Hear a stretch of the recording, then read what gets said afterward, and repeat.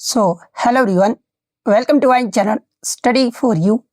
सो guys, जैसा कि आज जो आपका एसएससी एमटीएस का 6 फरवरी के फर्स्ट शिफ्ट का एग्ज़ाम हो गया है दोस्तों, जिसका जो है मैं आपको बिल्कुल 100% एक्यूरेट आंसर के साथ जो है इस वीडियो में बताऊँगा।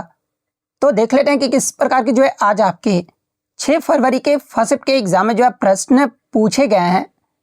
उससे पहले एक बात और दोस्तों, कि जिन्होंने भी अगर चैनल को सब्सक्राइब नहीं किया है तो एसएससी एमटीएस एग्ज़ाम से रिलेटेड पर्पल की अपडेट के लिए जो है चैनल को सब्सक्राइब ज़रूर कर दीजिएगा।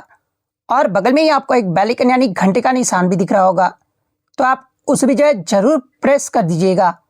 तो चलिए वीडियो को स्टार्ट करते हैं। तो ये सबसे पहले जो है सौरभ मलिक हो गए, जो कि आपके वेस्ट बंगाल के रहने वाले हैं। इसके अलावा चिंटू कुमार हो गए, जो कि आपके बिहार के रहने वाले हैं। इसके अलावा बहुत सारे कैंडिडेट्स ने भी जो है ना वो मतलब कि टेलीग्राम पर क्वेश्चन भेजे हैं, तो उन्होंने तो अपना नाम जो है मतलब कि नहीं बताया था कि सर आप मेरा नाम ले लीजिएगा। लेकिन मैं सौरभ मलिक और चिंटू कुमार को जो है वो तहे दिल से जो वो धन्यवाद कहता हूँ, क्योंकि एग्ज़ाम होने के बाद जो है इन्होंने बहुत सारे प्रश्न जो है ना वो टेलीग्राम पर जो वो लिख कर भेजे हैं। तो इसी प्रकार से जब भी आपका एग्ज़ाम होता है ना, तो आप भी अपने क्वेश्चन को जो है टेलीग्राम पर जरूर भेजा कीजिएगा। आपको टेलीग्राम का जो लिंक आपको डिस्क्रिप्शन में दे दिया गया है, आप वहां से ज्वाइन करके अपने एग्जाम के क्वेश्चन जो है ना हमसे जरूर साझा कीजिएगा। अब देख लेते हैं कि फर्स्ट शिफ्ट में जो है आपके किस प्रकार के प्रश्न जो वो पूछे गए हैं। तो आपका पहला क्वेश्चन यहाँ पर आता है कि भारतीय संविधान के किस अनुच्छेद में जो है ना राष्ट्रपति के महाभियोग यानी इम्पीचमेंट की प्रक्रिया का उल्लेख जो है ना ये आपका किया गया है। तो ये राष्ट्रपति के महाभियोग की प्रक्रिया का जो उल्लेख है ना, ये आपके संविधान के अनुच्छेद 61 में जो आपका किया गया है। तो ऑप्शन सी अनुच्छेद आर्टिकल 61 आपका करेक्ट आंसर होगा। अब देखिए, राष्ट्रपति के अनुच्छेद से आपके प्रश्न पूछे गए हैं, तो आगे के शिफ्टों में भी यहाँ से आपका प्रश्न पूछा जाएगा। तो ये भारतीय संविधान में राष्ट्रपति संबंधित प्रमुख जो आपके अनुच्छेद है ना, ये आपका भाग 5 के अंतर्गत जो है अनुच्छेद 52 से लेकर जो है ये आपका अनुच्छेद 62 तक जो है आपका वर्णित है। जिसमें अगर अनुच्छेद 52 की अगर मैं बात कर लूं, तो देखिए अनुच्छेद 52 में जो है ना ये आपका क्या कहा गया है कि भारत का एक राष्ट्रपति होगा, जो राष्ट्र का औपचारिक प्रमुख, प्रथम नागरिक और तीनों सेनाओं का सर्वोच्च कमांडर, ये जो आपके भारत के राष्ट्रपति होते हैं। ये आपके अनुच्छेद 52 में जो आपका कहा गया है। अनुच्छेद 53 की बात कर ले, तो देखिए संघ की कार्यपालिका शक्ति यानी आपका संघ की जो कार्यकारी शक्ति है ना, ये आपका राष्ट्रपति में निहित होगी, और ये इसका प्रयोग प्रत्यक्ष रूप से या फिर अपने अधीनस्थ अधिकारियों यानी मंत्रिपरिषद के माध्यम से जो है ना ये आपका कर सकेंगे। ये आपका अनुच्छेद 53 में जो आपका कहा गया है। अनुच्छेद 54 जो है ये आपके राष्ट्रपति के निर्वाचन से आपका संबंधित है, यानी राष्ट्रपति का चुनाव जो है ना एक आपका निर्वाचक मंडल द्वारा जो आपका किया जाएगा, जिसमें संसद के दोनों सदन यानी लोकसभा और राज्यसभा के निर्वाचित सदस्य और राज्यों की विधानसभाओं के निर्वाचित सदस्य जो है आपके शामिल होते हैं। ये आपका अनुच्छेद 54 में जो आपका कहा गया है। अनुच्छेद 55 की बात कर ले, तो आपका राष्ट्रपति के निर्वाचन की रीति से जो आपका संबंधित है, जिसमें राष्ट्रपति का चुनाव आनुपातिक प्रतिनिधित्व प्रणाली के अनुसार जो है ना एकल संक्रमणीय मत द्वारा और मतदान गुप्त जो ये आपका किया जाता है। ये आपका अनुच्छेद 55 में आपका कहा गया है। अनुच्छेद 56 ये आपका राष्ट्रपति के कार्यकाल से आपका संबंधित है, यानी राष्ट्रपति पद ग्रहण करने की तारीख से जो है ना 5 वर्ष तक पद पर बने रहेंगे और वे आपके उपराष्ट्रपति को अपना त्याग पत्र दे सकते हैं। ये आपका आर्टिकल 56 में आपका कहा गया है। आर्टिकल 57 की बात कर ले, तो ये आपका पुनर्निर्वाचन के लिए पात्रता से आपका संबंधित है, यानी एक व्यक्ति जो राष्ट्रपति के रूप में आपका पद धारण कर चुका है वह दोबारा चुनाव के लिए पात्र होगा। ये आपका आर्टिकल 57 में आपका कहा गया है। आर्टिकल 58 में जो है राष्ट्रपति पद के लिए आपका योग्यताएं का वर्णन जो आपका किया गया है, यानी योग्यताएं क्या क्या होना चाहिए। तो ये आपका भारत का नागरिक हो, 35 वर्ष की आयु पूरी कर चुका हो, लोकसभा का सदस्य निर्वाचित होने की योग्यता रखता हो। ये आपका मतलब कि राष्ट्रपति की योग्यताएं हैं, और ये आपका अनुच्छेद 58 में जो आपका कहा गया है। आर्टिकल 59 में जो है ना ये आपका राष्ट्रपति पद के लिए शर्तें का विवरण जो आपका किया गया है, यानी राष्ट्रपति संसद या राज्य विधानमंडल के किसी सदन का सदस्य नहीं होगा और न ही लाभ का पद धारण करेगा। ये आपका अनुच्छेद 59 में आपका कहा गया है। अनुच्छेद 60 में राष्ट्रपति द्वारा शपथ की बात कही गई है, यानी राष्ट्रपति सर्वोच्च न्यायालय के मुख्य न्यायाधीश या उनकी अनुपस्थिति में जो है ना वरिष्ठतम न्यायाधीश के समक्ष जो है आपका शपथ लेते हैं। ये आपका आर्टिकल 60 में जो आपका कहा गया है। आर्टिकल 61 तो मैंने आपको बता दिया, राष्ट्रपति पर महाभियोग का उल्लेख आपका किया गया है। अनुच्छेद 62 की बात कर ले, तो आपका राष्ट्रपति पद में रिक्ति भरने के लिए चुनाव से आपका संबंधित है, यानी राष्ट्रपति का कार्यकाल समाप्त होने से पहले ही जो है ना चुनाव करा लिया जाना चाहिए। आकस्मिक रिक्ति मतलब कि मृत्यु हो गया या फिर आपका त्यागपत्र देते हैं होने पर 6 महीने के अंदर जो है ना ये आपका चुनाव कराना अनिवार्य है। ये आपका आर्टिकल 62 में जो आपका कहा गया है। तो ये सारे फैक्ट जो आपको ध्यान में रखना है। इसलिए मेरा मतलब कि जो एनालिसिस करने का उद्देश्य है ना, सिर्फ आपका आंसर की बताने का उद्देश्य नहीं है। मैं आगे आने वाले शिफ्टों को बच्चों को किस तरह से मदद कर सकता हूँ उतना मैं जो एफर्ट जो वो करता हूँ। इसलिए वीडियो आपको थोड़ा सा हो सकता है लेट देखने को मिले, सबसे लेट आपको देखने को मिले, लेकिन मेरा यही होता है कि सिर्फ आपको आंसर की ना प्रोवाइड किया जाए। बच्चों का जिनका भी आगे आने वाली शिफ्टों में एग्जाम है या फिर आपका जीडी का एग्जाम है तो उनको भी जो यहाँ से आपका लाभ जो वो देखने को मिले। नेक्स्ट आपका क्वेश्चन आया था कि तेल एवं प्राकृतिक गैस आयोग जो कि आपका अब निगम हो गया है, इसकी स्थापना किस वर्ष में किया गया था, ये आपसे पूछा गया था। जहाँ पे इस प्रकार के 4 विकल्प जो आपके दिए गए थे। तो ये मैं आपको बता दूं कि तेल एवं प्राकृतिक गैस आयोग इसकी जो स्थापना है ना ये आपका 14 अगस्त 1956 को जो है आपका किया गया था। और मैं आपको बता दूं कि शुरुआत में इसे आयोग के रूप में जो आपका स्थापित किया गया था और बाद में आपका 1994 में जो है ना एक आपका निगम यानी लिमिटेड कंपनी में जो है ना ये आपका बदल दिया गया है। और ये आपका 1994 में इसे आपका ONGC जो है आपका मतलब किसमें बदल दिया गया है। और ONGC का एग्जाम में अगर फुल फॉर्म पूछा जाए तो ये आपका oil and natural gas corporation होता है, यानी हिंदी में बात कर ले तो ये आपका तेल एवं प्राकृतिक गैस निगम होता है। और इसका अगर मुख्य कार्यालय अगर पूछा जाए कहाँ पर स्थित है तो देखिए इसका जो मुख्य कार्यालय है ना ये आपका नई दिल्ली के वसंत कुंज में जो है आपका स्थित है। हालांकि मैं आपको बता दूं कि इसका पंजीकृत मुख्यालय जो है ना ये आपका ऐतिहासिक रूप से देहरादून उत्तराखंड में जो आपका रहा है। तो ये फैक्ट भी आपको ध्यान में रखना है। तो ऑप्शन बी 1956 आपका करेक्ट आंसर होगा। नेक्स्ट आपका क्वेश्चन कहते हैं कि योजना आयोग यानी प्लानिंग कमीशन के संदर्भ में जो है ना निम्नलिखित तथ्यों पर विचार कीजिए। जहां पर आपका 2 स्टेटमेंट आपका दिया गया था।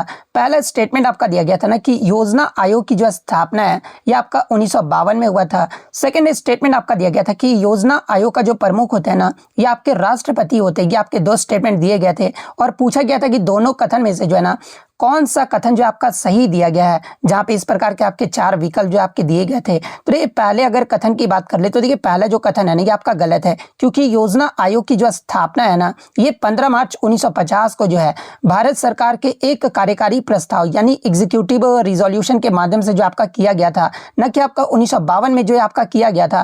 देखिए मैं आपको बता दूं कि 6 अगस्त 1952 को जो है ना ये आपका राष्ट्रीय विकास परिषद यानी NDC की स्थापना किया गया था, न कि आपका प्लानिंग कमीशन का स्थापना किया गया था।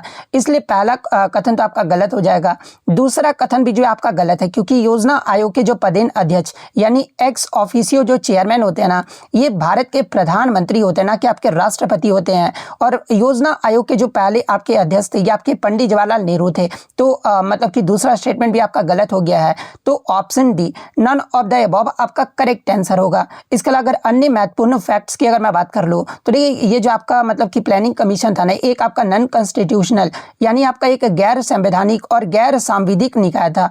और इसका मुख्य कार्य क्या था, तो देखिए भारत के पंचवर्षीय योजनाएं यानी जो 5 ईयर प्लान्स होता था ना इसका मसौदा तैयार करना और संसाधनों का आकलन करना, ये जो इसका मुख्य कार्य होता था। अब देखिए पंचवर्षीय योजना की बात आ गई है तो ये पंचवर्षीय मतलब कि आपका कब जो है ये आपका प्लानिंग कमीशन को आपका समाप्त कर दिया गया था। तो ये प्लानिंग कमीशन को जो योजना आयोग को जो है ना ये आपका आई थिंक 13 या 14 अगस्त एग्जैक्ट डेट मुझे शायद 13 अगस्त 2014 को जो है ना आपका योजना आयोग को जो आपका समाप्त कर दिया गया था। और योजना आयोग के स्थान पर 1 जनवरी 2015 को जो है ना ये आपका नीति आयोग का जो है ये आपका मतलब कि गठन जो आपका किया गया था। तो ये सारे फैक्ट जो आपको ध्यान में रखना है।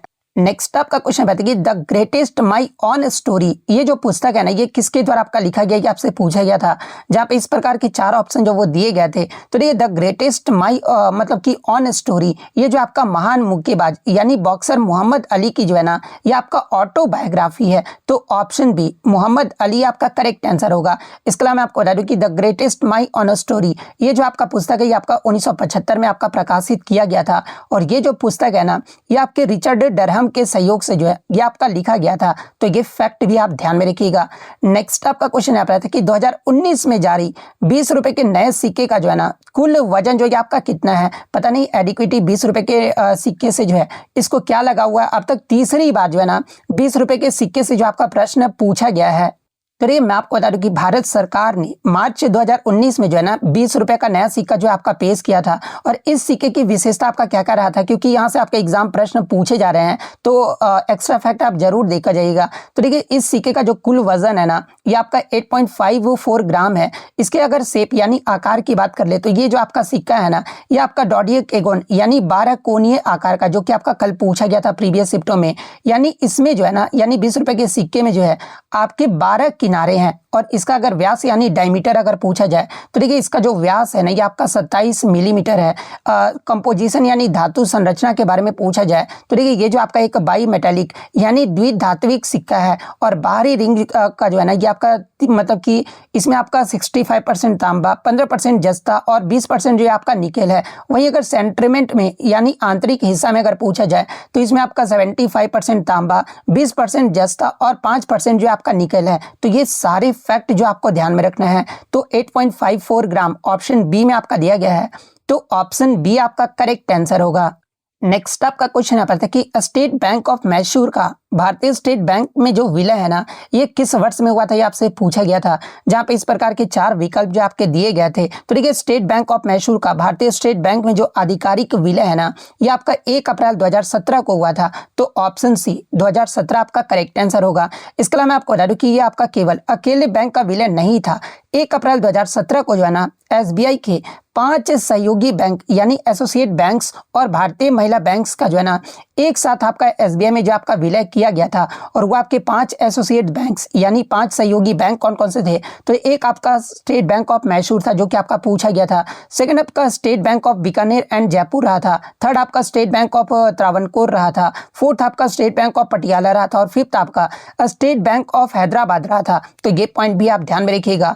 इसके अलावा एग्जाम में अगर प्रश्न पूछा जाए कि ये जो आपका मतलब कि विलय है ना, ये किस अधिनियम की धारा के तहत आपका किया गया था, तो देखिए, ये जो आपका विलय है ना, ये आपका भारतीय बैंकिंग इतिहास का सबसे बड़ा विलय भी आपका माना जाता है, जो कि भारतीय स्टेट बैंक अधिनियम 1955 की धारा 35 के तहत जो आपका किया गया था। तो ये फैक्ट भी आप ध्यान में रखिएगा। वहीं अगर मैसूर बैंक के अगर मतलब कि इतिहास की बात कर ले तो देखिए, स्टेट बैंक ऑफ मैसूर की जो स्थापना है ना, ये आपका 19 मई 1913 यानी कार्यवाही जो है आपका 2 अक्टूबर 1913 से जो आपका शुरू हुआ था। और मैसूर के महाराजा कृष्ण राजा वाडियर चतुर्थ के संरक्षण में जो है ना, इसकी स्थापना जो आपका किया गया था। और इस बैंक की स्थापना में प्रमुख भूमिका जो है ना, ये भारत रत्न सर एम विश्वेश्वरैया के द्वारा जो आपका किया गया था, जिन्होंने बैंकिंग समिति के निर्देश पर इसकी नींव जो है आपके रखे थे। तो ये पॉइंट भी आप ध्यान में रखिएगा।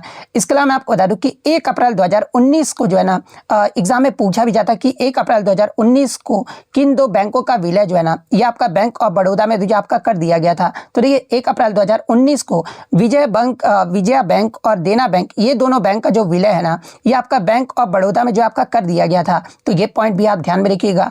इसके अलावा 2019 में सिंडिकेट बैंक का जो है आपका कैनरा बैंक में जो आपका विलय हो गया था। इलाहाबाद बैंक का जो 2019 में जो है आपका इंडियन बैंक में आपका विलय हुआ था।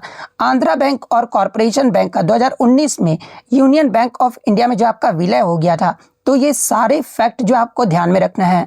नेक्स्ट आपका यहाँ पर आता है कि स्टील यानी इस्पात के बाद जो है ना, दुनिया में सबसे अधिक उपयोग की जाने वाली दूसरी प्रमुख धातु कौन सी है। तो देखिए, इस्पात के बाद दुनिया में सबसे अधिक उपयोग की जाने वाला जो दूसरा प्रमुख धातु है ना, ये आपका एल्यूमिनियम है। तो ऑप्शन बी एल्यूमिनियम आपका करेक्ट आंसर होगा। नेक्स्ट आपका यहाँ पर क्वेश्चन आया था कि मेगास्थनी जो ये आपका किसका राजदूत था, ये आपसे पूछा गया था, जहाँ पे इस प्रकार के 4 ऑप्शन जो वो दिए गए थे। तो देखिए, मेगास्थनीज की बात कर ले तो ये आपका एक यूनानी शासक सेल्यूकस प्रथम निकेटर का जो है ना, ये आपका राजदूत था। और उसे आपका सेल्यूकस निकेटर के द्वारा किसके दरबार में भेजा गया था, तो इसे आपका चंद्रगुप्त मौर्य के दरबार में जो आपका भेजा गया था। और ये जो आपका मतलब कि पाटलिपुत्र में रहा था। और प्रसिद्ध पुस्तक इंडिका जो पुस्तक है ना, ये आपका मेगास्थनीज के द्वारा ही जो आपका लिखा गया था। तो ये पॉइंट भी आप ध्यान में रखिएगा।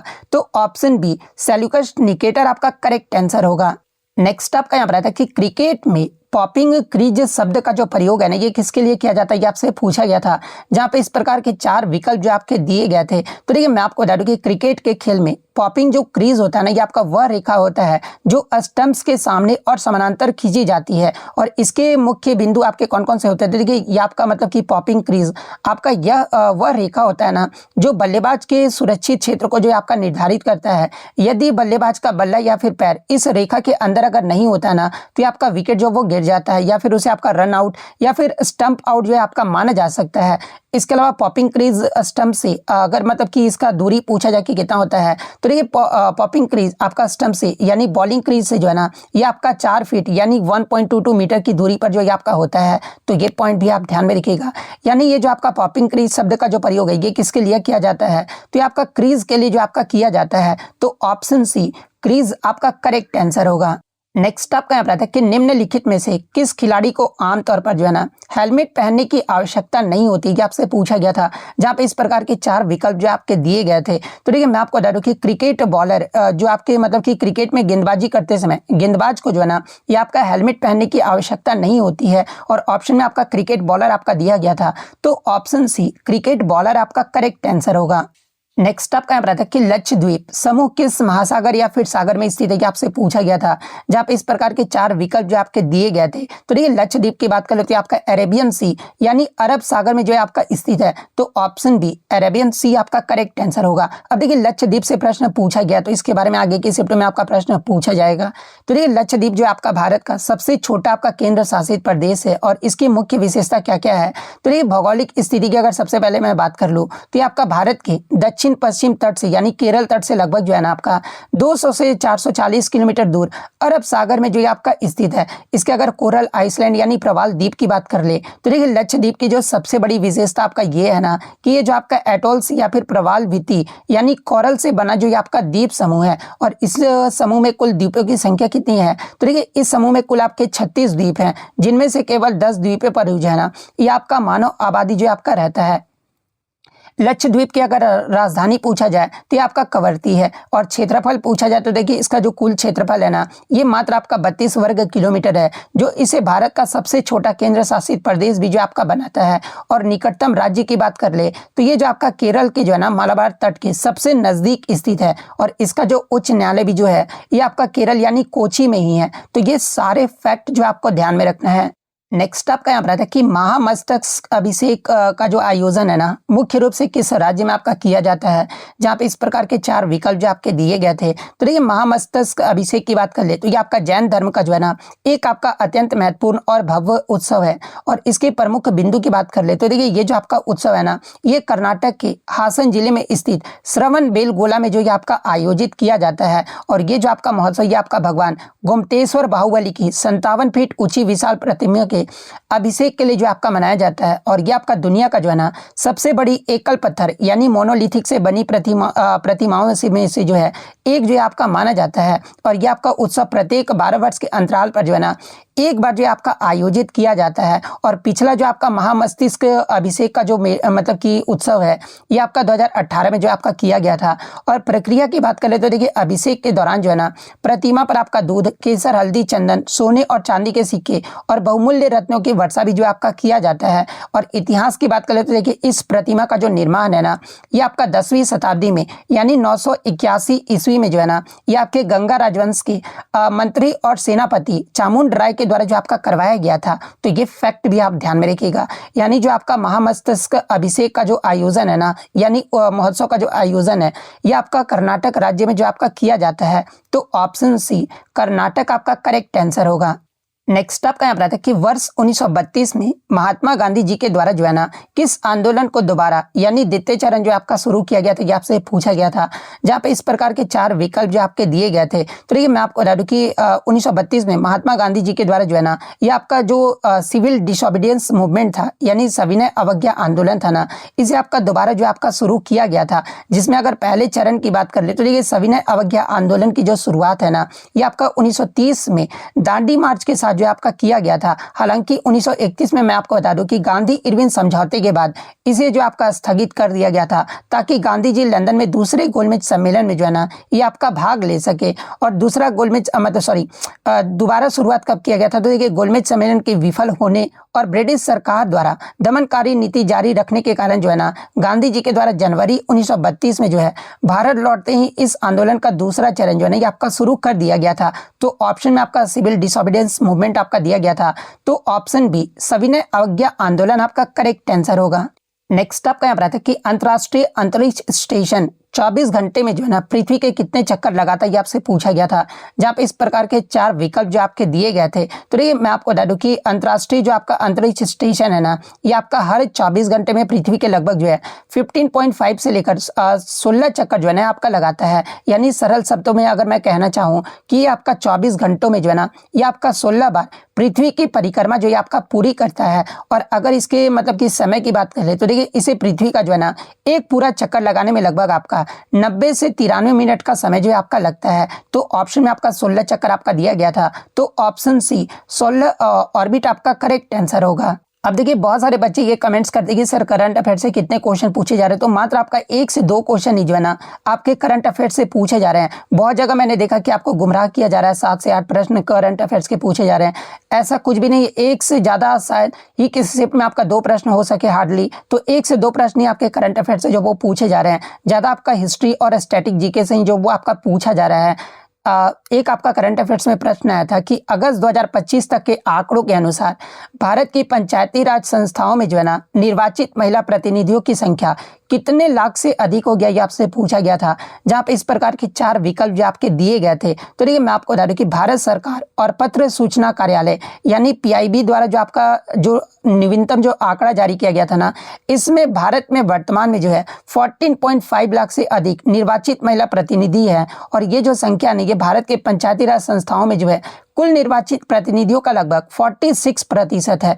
इसके अलावा मैं आपको बता दूं कि हालांकि 73वां जो संविधान संशोधन हुआ था, इसमें न्यूनतम 33% आरक्षण जो है ना ये आपका अनिवार्य किया गया था, लेकिन भारत के 21 राज्यों ने जो है ना इसे आपका बढ़ाकर 50% जो है आपका कर दिया है। और इन राज्यों में आपका कौन कौन सा राज्य है, तो देखिए बिहार, राजस्थान, मध्य प्रदेश और कर्नाटक जैसे राज्यों ने जो है ना ये आपका 50% से अधिक जो है आपका मतलब कि आरक्षण जो है आपका दे दिया है। तो ऑप्शन आपका 14.5 लाख ऑप्शन आपका दिया गया था, तो ऑप्शन सी आपका करेक्ट आंसर होगा। नेक्स्ट आपका यहाँ पर आता है कि उत्तराखंड में कुंभ मेले का जो आयोजन है ना ये कहाँ पर किया जाता है, ये आपसे पूछा गया था। जहाँ पे इस प्रकार के 4 विकल्प जो आपके दिए गए थे। तो ये मैं आपको बता दूं कि कुंभ मेले का जो आयोजन है ना ये भारत के 4 स्थानों पर जो आपका किया जाता है। और वो 4 स्थान कौन कौन से है, तो देखिए उत्तराखंड के ये आपका हरिद्वार में जो है ना ये आपका गंगा नदी के किनारे जो आपका किया जाता है। उत्तर प्रदेश में आपका प्रयागराज में गंगा, यमुना और सरस्वती के संगम पर आपका किया जाता है। मध्य प्रदेश में आपका उज्जैन में शिप्रा नदी पर किया जाता है। महाराष्ट्र में आपका नासिक गोदावरी नदी पर जो आपका किया जाता है। तो आपका जो है उत्तराखंड वाला आपसे आज पूछा गया था, तो हरिद्वार ऑप्शन में आपका दिया गया था, तो ऑप्शन बी हरिद्वार आपका करेक्ट आंसर होगा। नेक्स्ट आपका यहाँ था कि लाहौर में शालीमार बाग का जो निर्माण है ना ये किस मुगल सम्राट के द्वारा आपका करवाया गया था, ये आपसे पूछा गया था। जहाँ पे इस प्रकार के 4 विकल्प जो आपके दिए गए थे। तो ये मैं आपको बता दूं कि लाहौर में शालीमार बाग का जो निर्माण है ना ये आपका 1641 से 1642 ईस्वी के दौरान जो है ये आपका मुगल सम्राट शाहजहां के शासनकाल के दौरान जो आपका किया गया था।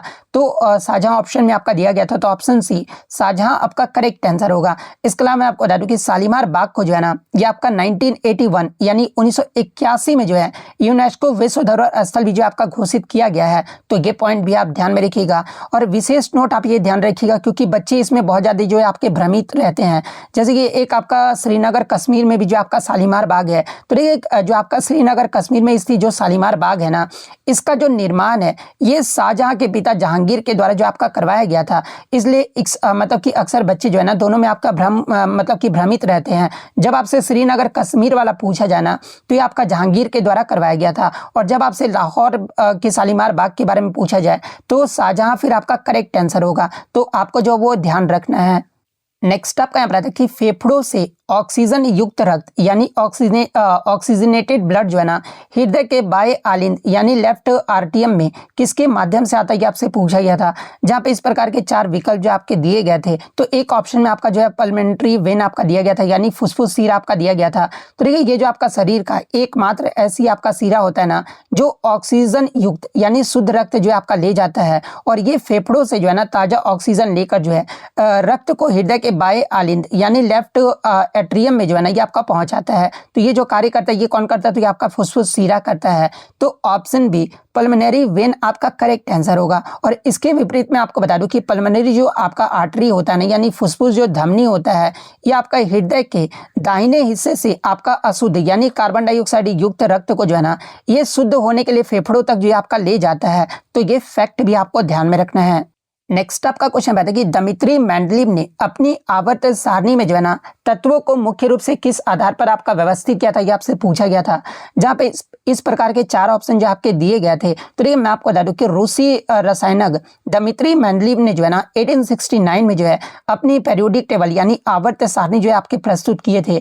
और उनकी व्यवस्था के मुख्य सिद्धांत आपके कौन कौन से रहे थे। तो देखिए पहला तो आपका मेंडलीव ने तत्वों को उनके बढ़ते परमाणु द्रव्यमान यानी एटॉमिक मास के क्रम में जो है ना ये आपका व्यवस्थित किया था। और इनका मानना ये था कि तत्वों के गुण जो है उनके परमाणु द्रव्यमान के जो है ना आपके पेरियोडिक फंक्शन यानी आवर्ती फलन होते हैं। और सेकंड जो आपका गुण रहा था ये आपका मेंडलीव ने उन तत्वों को एक ही समूह यानी ग्रुप में आपका रखा था जिनके रासायनिक गुण जो है आपके समान थे। इसके लिए उन्हें तत्वों की ऑक्साइड और हाइड्रोक्स मतलब कि हाइड्राइड के सूत्रों का आधार जो है ना ये आपका बनाया गया था। यानी अगर क्वेश्चन के अकॉर्डिंग बात करें कि दमित्री मेंडलीव ने अपनी आवर्त सारणी में तत्वों को मुख्य रूप से किस आधार पर व्यवस्थित किए थे, तो आपका समान रासायनिक गुण और परमाणु द्रव्यमान पर जो है आपके व्यवस्थित किए थे। तो ऑप्शन ए आपका करेक्ट आंसर होगा। और बहुत सारे बच्चे इसमें कंफ्यूज रहते हैं, जैसे कि आपका जो मेंडलीव का जो ये तो आपका आधुनिक आवर्त सारणी के बारे में बच्चे बहुत ज्यादा कंफ्यूज रहते हैं। तो देखिए आधुनिक आवर्त सारणी जो है ना ये आपका मोजले के द्वारा आपका दिया गया था। और मोजले का जो आधुनिक आवर्त सारणी था ये आपका एटॉमिक नंबर यानी परमाणु क्रमांक पर जो है आपका आधारित था। जबकि मेंडलीव की जो आवर्त सारणी थी ना ये आपका परमाणु द्रव्यमान पर जो है आपका आधारित था। तो आपको कंफ्यूज नहीं होना है। इसके अलावा साथ ही साथ मैं आपको ये भी बता दूं कि मेंडलीव का जो सबसे बड़ा बुद्धिमत्ता ये था ना कि उन्होंने अपनी सारणी में जो है कुछ आपके खाली स्थान भी छोड़े थे। यानी उनको भविष्यवाणी ये थी कि भविष्य में इन स्थानों पर नए तत्व जो आपके खोजे जाएंगे। और इन्होंने 3 मतलब कि खाली स्थान छोड़ा था जिसका नाम आपका जो है एका बोरोन, एका एल्यूमिनियम जैसे नाम जो वो आपके रखे गए थे। तो ये पॉइंट भी आप ध्यान में रखिएगा। नेक्स्ट आपका यहाँ पर इकोनॉमिक से आता कि जब कच्चे माल यानी रॉ मटेरियल्स को जो है ना आपका संसाधित करके मूल्यवान उत्पादों में बदला जाता है तो ये गतिविधि जो है ना किस क्षेत्र के अंतर्गत आता है, ये आपसे पूछा गया था। जहाँ पे इस प्रकार के 4 विकल्प जो आपके दिए गए थे। तो देखिए मैं आपको बता दूं कि रॉ मटेरियल्स को संसाधित करके मूल्यवान उत्पादों में बदलने की गतिविधि जो है ना ये आपका सेकेंडरी सेक्टर यानी द्वितीय क्षेत्र के या फिर आपका मैन्युफैक्चरिंग सेक्टर यानी विनिर्माण क्षेत्र के अंतर्गत आता है। और इसे ही जो आपका औद्योगिक क्षेत्र भी जो आपका कहा जाता है, जहाँ प्राकृतिक संसाधन यानी प्राथमिक क्षेत्र से जो प्राप्त होते हैं ना उनके कारखानों या फिर उद्योगों में परिष्कृत करके उपयोग वस्तु जो है आपका मतलब कि द्वितीय सेकेंडरी सेक्टर में जो आपका बनाया जाता है। तो ऑप्शन में आपका जो है मतलब कि कंस्ट्रक्शन आपका दिया गया था। तो ऑप्शन ए आपका करेक्ट आंसर होगा।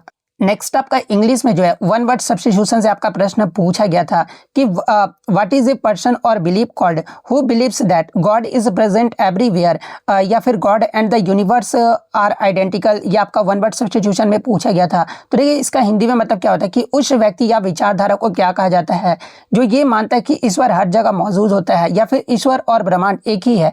इसे आपका क्या कहा जाता है, तो इसे आपका पैंथेइस्ट यानी सवेश्वरवादी जो आपका कहा जाता है। तो ऑप्शन बी पैंथेइस्ट आपका करेक्ट आंसर होगा। नेक्स्ट आपका यहाँ पर आया था गिव अप का जो है ना आपका एंटोनिम जो आपसे पूछा गया था। तो देखिए गिव अप का जो मतलब होता है ना ये क्या होता है, तो ये आपका त्याग देना या फिर हार मान लेना होता है। और इसके अगर मतलब कि एंटोनिम्स की बात कर ले तो ये आपका कीप या फिर कंटिन्यू होगा यानी जारी रखना या फिर बनाए रखना होगा। तो ऑप्शन में शायद आपका कीप जो आपका दिया गया था। तो ऑप्शन बी कीप आपका करेक्ट आंसर होगा। एक आपका हाइजीन का जो है ना यानी स्वच्छता का आपका करेक्ट स्पेलिंग जो आपसे पूछा गया था। तो देखिए हाइजीन का जो करेक्ट स्पेलिंग होता है ना ये आपका HYGIENE होता है। तो ये आपका किस ऑप्शन में आपका दिया, तो ऑप्शन सी में आपका दिया गया है। तो ऑप्शन सी वाला विकल्प आपका करेक्ट आंसर होगा। हालांकि मैं आपको बता दूं कि आपका डिस्पर्स का आपका मतलब कि नहीं पूछा गया था एंटोनिम, एक आपका डिस्प्रेस्ड का पूछा गया था। लेकिन मैं आगे के शिफ्टों के लिए बता देता हूं डिस्पर्स का जो मतलब होता है ना ये आपका बिखेरना या फिर फैलाना होता है। और इसके अगर मतलब कि एंटोनिम अगर आपसे पूछा जाए तो ये आपका गैदर यानी इकट्ठा करना होगा। तो ऑप्शन बी गैदर आपका करेक्ट आंसर होगा। एक आपका होमोनिम से आपका प्रश्न पूछा गया था कि नीचे दिए गए वाक्यों के लिए सही शब्द मतलब कि वर्ड पेयर को जो आपको चयन करना था। 2 आपका मतलब कि सेंटेंस दे दिया गया था my fill in the blanks friends lives in London. Second आपका दिया गया था कि I saw a fill in the blanks in the forest. और इस प्रकार के 4 ऑप्शन जो आपके दिए गए थे होमोनिम्स आपको जब वो चुनना था। तो देखिए होमोनिम्स या फिर होमोफोन्स वे शब्द होते हैं ना जिनका उच्चारण यानी साउंड जो ये आपका समान होता है लेकिन उनकी जो स्पेलिंग और अर्थ जो है ना ये आपका अलग अलग होता है। तो एक ऑप्शन में आपका जो है वो डियर दिया गया था। तो देखिए DEAR का जो अर्थ है ना, इसका उपयोग जो है प्यारा या फिर प्रिय या फिर कीमती के लिए जो आपका किया जाता है। और एक ऑप्शन में आपका मतलब कि DER भी दिया गया था। तो देखिए ये जो आपका DER का जो अर्थ है ना, ये आपका एक जंगली जानवर जिसे हिंदी में आपका हिरन जो आपका कहा जाता है। तो डियर और डियर किस ऑप्शन में आपका दिया गया है? तो ये सबसे पहले तो इसमें माई यहाँ पर क्या हो जाएगा, तो my dear friends lives in London, यानी मेरा प्यारा मित्र लंदन में रहता है। पहले में आपका डियर आएगा। सेकंड में आई सॉ ए डियर, यानी जो आपका हिरन है ना, ये इन द फॉरेस्ट आएगा। सॉरी, DER होगा। तो मैंने जंगल में एक हिरन देखा, इसमें आपका DER वाला आएगा। तो डियर और ये वाला डियर किस में दिया गया? तो ऑप्शन सी में आपका दिया गया है। तो ऑप्शन सी आपका करेक्ट आंसर होगा। नेक्स्ट आपका यहाँ पर आता है कि रक्त का धक्का यानी ब्लड क्लोटिंग बनाने में जो है ना, सहायक रक्त कोशिकाएं कौन सी होती है, आपसे पूछा गया था। जहाँ पे इस प्रकार के 4 विकल्प जो आपके दिए गए थे। तो ये रक्त का धक्का जमाने में मुख्य रूप से जो है ना, ये आपका प्लेटलेट्स, जिसे आपका थ्रोम्बोसाइट्स भी जो आपका कहा जाता है, और ये जो आपका मतलब कि जिम्मेदार होता है। तो ऑप्शन सी प्लेटलेट्स आपका करेक्ट आंसर होगा। अगर प्रोटीन में बात कर ले तो फाइब्रिन जो प्रोटीन होता है ना, ये रक्त को जमने में जो आपका मदद करता है। विटामिन में अगर पूछा जाता है कि विटामिन के जो है ना, ये धक्का जमाने की प्रक्रिया के लिए जो है आपका आवश्यक होता है। तो ये फैक्ट भी आपको ध्यान में रखना है। नेक्स्ट आपका क्वेश्चन है कि बाजार मूल्य यानी मार्केट प्राइस पर आधारित GDP से साधन लागत यानी फैक्टर कॉस्ट पर आधारित जो है ना, GDP प्राप्त करने के लिए जो है किसे घटाया जाता है, ये आपसे पूछा गया था। जहाँ पे इस प्रकार के जो है ना आपके 4 विकल्प जो आपके दिए गए थे। तो देखिए मैं आपको बता दूं कि अर्थव्यवस्था में GDP को आपका 2 तरह से जो आपका मापा जाता है। एक तो आपका मार्केट प्राइस यानी बाजार मूल्य, और सेकंड आपका फैक्टर कॉस्ट यानी साधन लागत पर जो है ना, इनके बीच को जो है आपको मतलब कि संबंध जो आपको समझना होगा। जैसे कि मार्केट प्राइस की बात कर ले यानी बाजार मूल्य की बात कर ले, तो ये आपका वह मूल्य होता है ना जिस पर वस्तुएं बाजार में जो आपका बेची जाती है, और इसमें सरकार द्वारा लगाए गए इनडायरेक्ट टैक्स यानी अप्रत्यक्ष कर जो है ना, ये आपके शामिल होते हैं। और सरकार द्वारा दी गई सब्सिडी को जो है ना, इससे जो आपका घटा दिया जाता है। तो ये तो आपका मार्केट प्राइस हो गया। फैक्टर कॉस्ट यानी साधन लागत की बात कर ले, तो ये जो आपका उत्पादन के साधनों जैसे कि भूमि हो गया, श्रम हो गया, पूंजी हो गया, इसके वास्तविक लागत होती है। और इसमें आपका कर यानी टैक्स से जो है ना, ये आपके शामिल नहीं किए जाते हैं। और इसमें आपका जो वो क्या घटाया जाता है, तो इसमें आपका नेट इनडायरेक्ट टैक्स को जो आपका घटाया मतलब कि नेट इनडायरेक्ट टैक्स आपका कैसे निकाला जाता है, तो इनडायरेक्ट टैक्स से आप जब सब्सिडीज माइनस करोगे ना, तो आपका शुद्ध अप्रत्यक्ष कर जो है आपका निकल कर आ जाएगा। यानी क्वेश्चन के अकॉर्डिंग अगर बात कर ले कि आपके बाजार मूल्य पर आधारित GDP से साधन लागत यानी फैक्टर कॉस्ट पर आधारित GDP प्राप्त करने के लिए किसे घटाया जाता है, तो आपका नेट इनडायरेक्ट टैक्स को जो है आपका घटाया जाता है।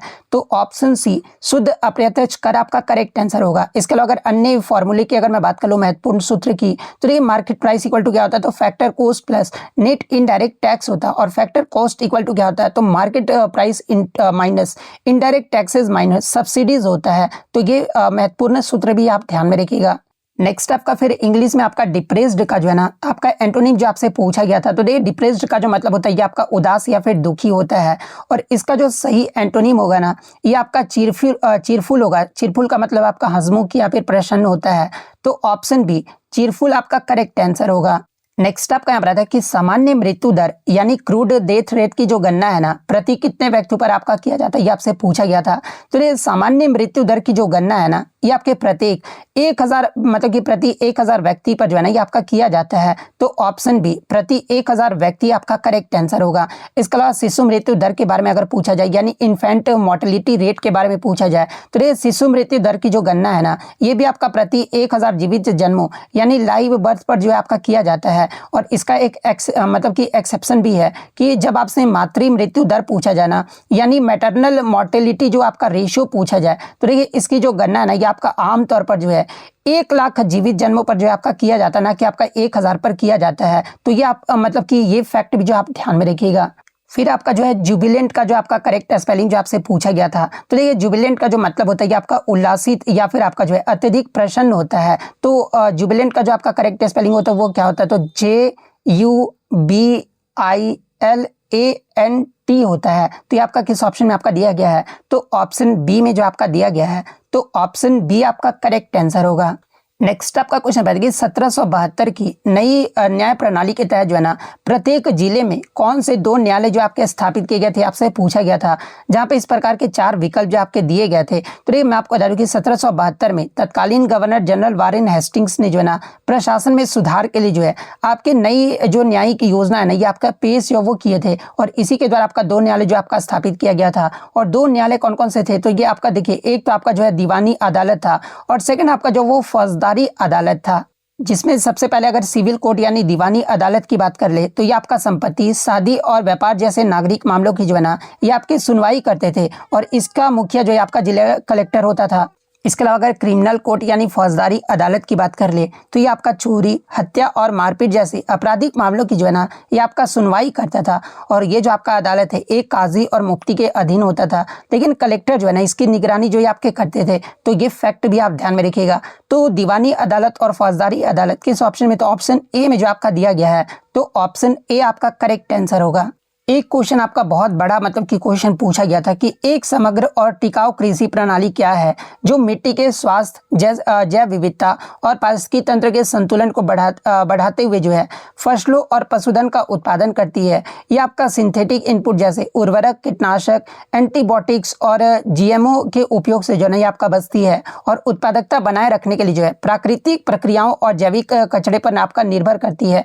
इसे आपका क्या कहा जाता है, ये आपसे पूछा गया था। तो ये इसे जो है ना ये आपका मतलब कि 4 विकल्प आपके दिए गए थे। इसे आपका ऑर्गेनिक फार्मिंग यानी जैविक खेती जो आपका कहा जाता है, तो ऑप्शन बी जैविक खेती आपका करेक्ट आंसर होगा।